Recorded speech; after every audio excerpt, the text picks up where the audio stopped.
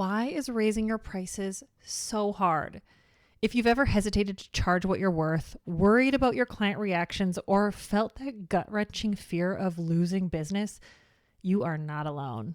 Pricing isn't just about numbers, it's deeply personal. And today, I'm going to be tackling the real emotional blocks behind pricing fears so you can stop second-guessing yourself and start charging with confidence.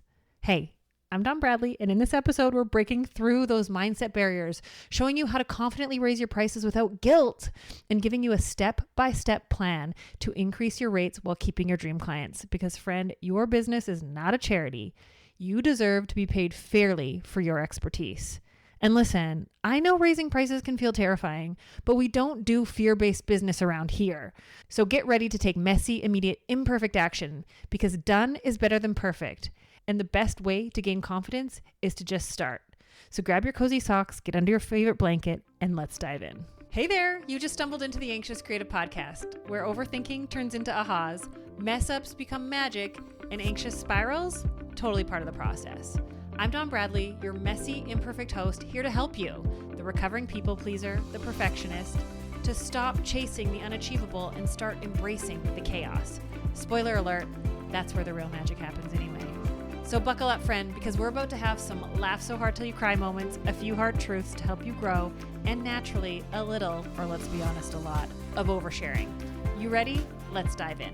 I'm so excited to be talking about pricing. It's one of my favorite things to talk about, not because it's come easy, not that it's still easy or that it's like always sunshine and rainbows, but it's something that needs to be talked about more. It's like one of those things that we'll talk about money, or we want to talk about money, but then we don't want to talk about the things that we feel insecure about. And like raising prices is one of those things that can feel really intimidating, and you can have all the to-dos. Like I bet that you've already taken a course or a program or taken some sort of education or read a book about how to price your services, and you have a step-by-step plan, but for some reason you keep hitting an emotional wall that you can't seem to actually implement what you know. And so let's get started with the real emotional blocks behind your pricing fears, because it's not just about the numbers. Pricing is personal. When you're a service provider, when you work in a relational business, it's not like you're some big corporate company that's disconnected from its customers making decisions and then it going down the chain. You are the one telling your client.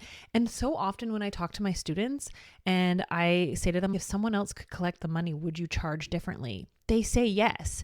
And it's this fear of seeing someone's look on their face, getting rejected, and taking it personally.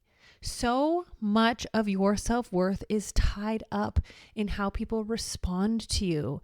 And that's what leads to you undercharging, or you emotionally discounting, or your fear of actually implementing your price increase. You're scared of rejection, or you're scared of clients pushing back, meaning like that their pushback means that you're not worth it. That panicked feeling of what if they leave keeps you stuck in your low rates. And you're not making enough. And what my students inside of Rock Your Business have started to learn through the metrics that matter is just how much. One of my students on our call this week was like, I had no idea actually how much discounting I was giving until I started to be aware of every time I gave a discount. And then I knew I would have to put it in and see at the end of the week how much I discounted. And just creating that awareness starts to make you realize. And it starts to make you go, why am I doing this? Because clients can have a hard day, clients can have a hard time, and you want to help them and you want to be compassionate, but changing your prices or not implementing a price increase or keeping people on old prices isn't about compassion. It's about fear if you're being really honest with yourself. And I know that one might sting a little bit.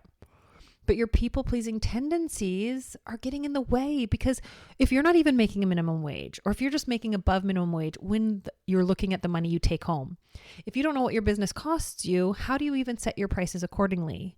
And once again, you might have done this work before, but you need to get past the emotional block of once you know the data, once you know for sure, not just what you're charging, but what your business takes from it, what your business needs every hour that you're open. Don't worry, the metrics that matter does all the hard work for you. Then all you got to show up is like for 3 minutes a week to input your information to know if you're on track or not. And that is like such a kick-ass thing.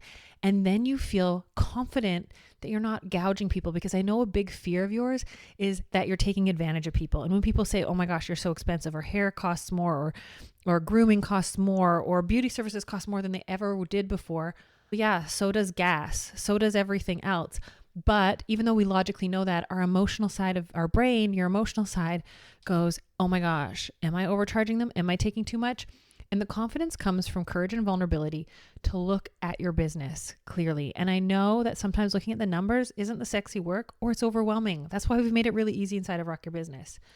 But we need to get rid of that people-pleasing tendency that's actually sabotaging your business, because if you truly want to people please, if you truly care about your clients and their ability to continue to see you, you have to make sure you charge enough that you're taking home a livable wage so you can keep your doors open and serve them for the long haul. But guess what? People pleasing, as people call it, is actually about people manipulating. Because what you're doing is you're not actually making sure they're happy for the long haul. You're trying to control their response to you. People pleasing comes from a place of needing to feel safe in an interaction. So what you do is you abandon yourself and what you need in your business in order to guarantee, quote unquote, a good response from your client. Which means not putting them on the new prices, not telling them about their price increase, emotionally discounting. They gave you a funny look and you know what? Just kidding. That's not the right charge. You have this fear of change. Your pricing increase is a shift in the identity of your business and the growth. And I remember when I first moved to Calgary, having a kind of a moment with myself. And I can remember sitting in my basement and asking myself, where do I want my career to go? And what do I need to focus on? And I had to sit and chat with myself and say, you know what? I want to grow this thing. I want to grow this bigger than I've ever imagined. And which is wild to look back now at 2025 and looking at 2014 Dawn and going, she decided that, you know what, clients are going to come and go. That's always a guarantee. And so I'm going to be willing to lose people along the journey, and I'm going to be okay with people misunderstanding me. And there's been ebbs and flows, and times I felt stronger than others. But I decided, where do I want to go and who do I want to help and what kind of impact do I want to leave on this world? And sometimes that means leaving people behind and not walking away from them, but letting them go. And so with clients, as I changed my prices, as my services changed, as I moved locations, as I offered more elevated services and experiences, I started to attract different people and lose people. And knowing that people come into your life, my mom used to have this thing in our front entrance that said, it was about friends, but it says friends come into your life for a season, a reason, or a lifetime. And I think clients are the same. Clients come into your life for a reason, a season, or a lifetime, and letting them go when it needs to and not taking them leaving as personal, which is so hard. And that fear of change, that fear of losing connection. But I can't tell you how many times I've thought that I had a connection with a client. Now, I have this Instagram post that people love to debate on where I said, your clients are not your friends. Can you be friends with your clients? Sure. But I think we need to remember that it is a transaction they are paying us for, and they do not require to give us anything back. It is not a reciprocal relationship. They pay you, you do the service. Can you be friends? Of course, there's always exceptions. However, you need to not get confused. And I did this. I would come in late. I would come in early. I would come in on my days off. I would go above and beyond for my clients because of the validation they gave me. And it was when my dog died that came to the salon with me that I was hoping they'd have understanding when I took like an extended leave of absence from the salon. I just couldn't go in. I was so heartbroken. That was like the most devastating experience I had gone through in my life. And what I learned was that it wasn't a reciprocal relationship. They weren't friendships. My clients came to me for hair, and that's okay. And I was frustrated with them at the time, but really whenever you're frustrated with someone, it's generally a needing a boundary for yourself, because I was treating my clients as reciprocal friendships that I would give to them extra and then they would give back to me, but it's not, it's transactional. So that fear of change is real, but I need you to know that you're not responsible for other people's financial situations. I just bought tickets to a Backstreet Boys concert this morning for this summer. I went to them 3 years ago and I spent more money than I would ever like to admit on 2 front row tickets. Because I wanted to. Now, would everybody pay that much? And can you imagine if I went into Ticketmaster and they only gave me the best option because they thought Dawn's not going to pay for the most expensive? And that's what you do. You assume what your clients are willing to pay. But just because I would pay a crazy amount of money on 2 front row tickets to the Backstreet Boys 3 years ago doesn't mean everybody would. And some people would find out what I paid and be like, what the hell? Because that's not their priority. And so just because you wouldn't spend money on the service you provide, don't assume your clients won't. Even thinking like when I went to buy these tickets today, what if Ticketmaster only gave me the cheapest options with an obstructed view because they assumed my priority was the most inexpensive option, where my priority is having a great experience. That's what your clients can be looking for too. And stop giving them the cheapest option, thinking that's what the biggest priority is for them. You don't know what their priority is. You don't know how they like to choose and spend their money. And stop being mad when they choose to spend money on other things and not the service you provide. I can't tell you how many times I've heard people say, oh, this person comes in saying they can't afford it or it's too expensive. Meanwhile, they have their Louis Vuitton bag and they're talking about their sandals, resort, vacation. You can't shame people for choosing how they spend their money, but you also can't decide. You can confidently state what your prices are and what the experience is. And when you've come to your prices in a way that you are confident that they are giving you a fair price for you to take home a living wage, and you're also charging your client a fair price for what they're getting from it, then you don't have to feel guilty. But when you don't understand where your prices come from, how they're set up, how they're paying you, and how they're making sure that your business stays afloat, that confidence is hard to be there. But I want you to know that your ideal clients want to pay you fairly. And I can't tell you how many times my students inside of Rock Your Business have raised their prices, been so nervous to tell their long-term clients, and their long-term clients go, it's about time. I've been waiting. But here's what I want you to know is your clients will only pay you what you charge them. And sure, they might make a comment. A couple clients might make a comment here or there. You need to develop thicker skin. These are the things that we go over inside of Rock Your Business. It's not just, I know you've taken so many classes, you're addicted to learning and allergic to implementing. But what you need to lean on right now is the emotional component of developing that resilience and that confidence through courage and vulnerability. Looking at your business in a very different way. Stop looking for the to-do list. Stop looking for the permission and start looking inward of why are you holding yourself back? So let's talk about how to confidently charge what you're worth without guilt. You need to know numbers over emotions, right? Pricing should be based on real data and not feelings. And that's why Rock Your Business is very emotionally aware program, but we do get down to the nitty gritty. We don't stay focused on the data work super long. We're all about taking messy, immediate, imperfect action. But what you need to know is you need to know your numbers and you need to do that. That's why I've done so much done for you stuff inside of Rock Your Business. So you can quickly do the stuff that's the want, boring, not fun stuff, so that we can get into the fun stuff. But you have to know the data first, and it shouldn't take long. It's not a grueling process, and it shouldn't make you want to go back to being an employee. But you need to shift your mindset from Walmart to luxury. Not everyone is your client, and that's okay. Not everyone's going to like you, and that's okay. And that's really hard. As me, someone who my deep-seated fear is I just want everyone to like me. The more I've grown as a human, as an adult, as a business owner, the more I've started to embrace, I would rather have people who love me and hate me than have a bunch of people who are lukewarm about me. And so I have to really lean into, I'm going to be for the right people, and the right people are going to love me. The right clients for me are going to love me. But what that comes with is some people misunderstanding me majorly. And so I have to really stay focused on the right things. But think about this. Everywhere else in your life, prices are going up. Groceries, rent, gas. Why would your business be any different?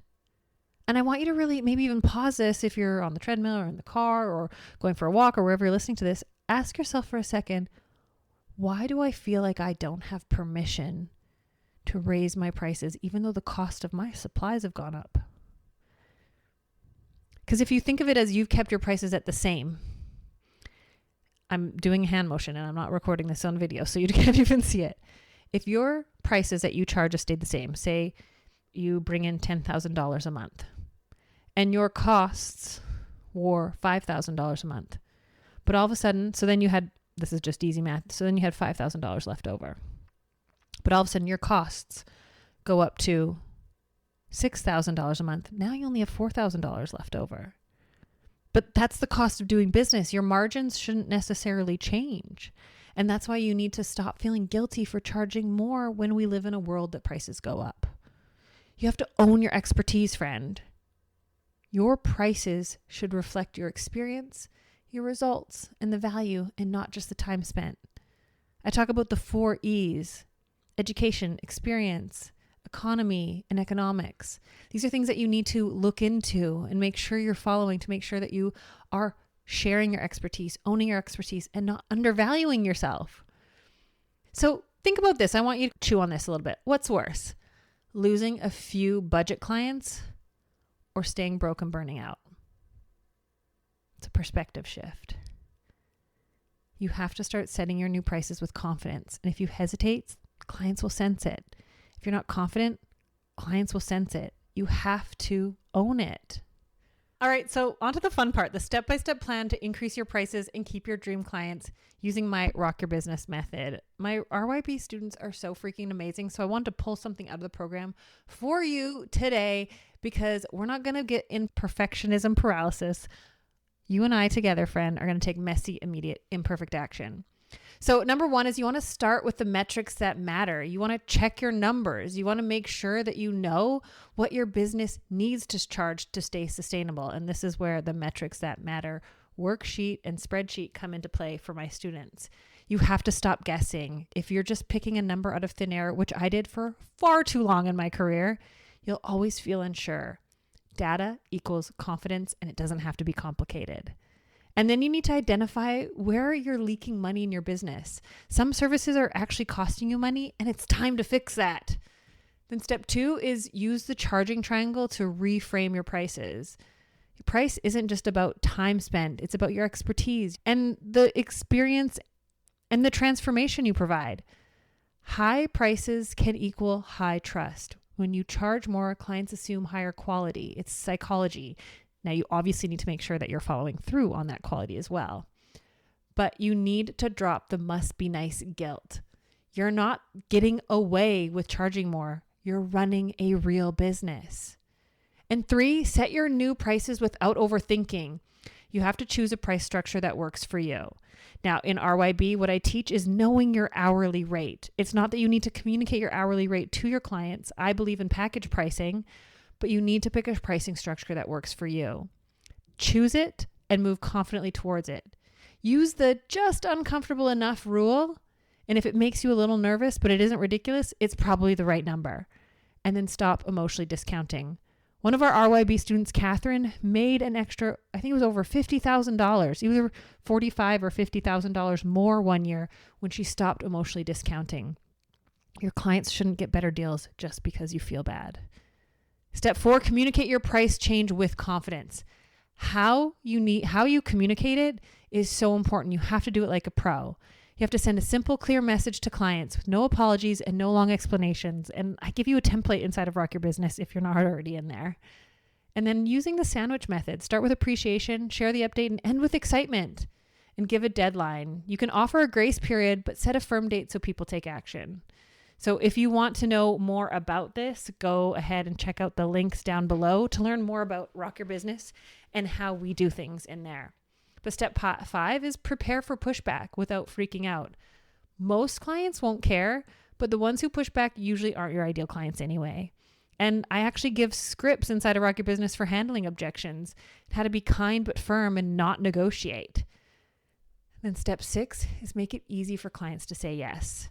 Offer simple payment options. If it makes sense, consider deposits or packages. And then sell the experience, not just the price. Stop being so focused on the price of your service. Your value isn't just in the service, it's in the full client experience.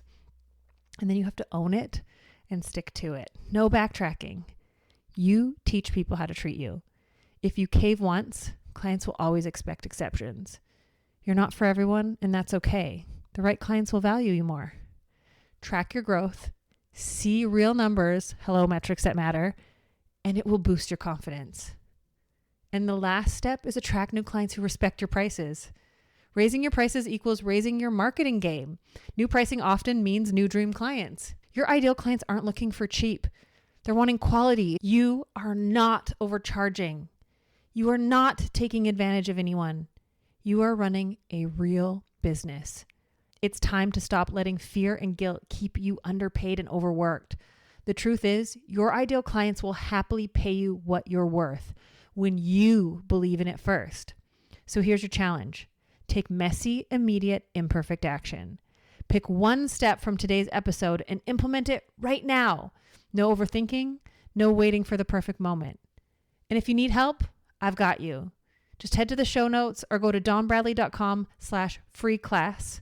And I'll send you my free training on how to raise your prices without losing clients. It will take you from overwhelmed to profitable. Inside Rock Your Business, we take the stress out of pricing and give you a proven system to confidently charge what you're worth.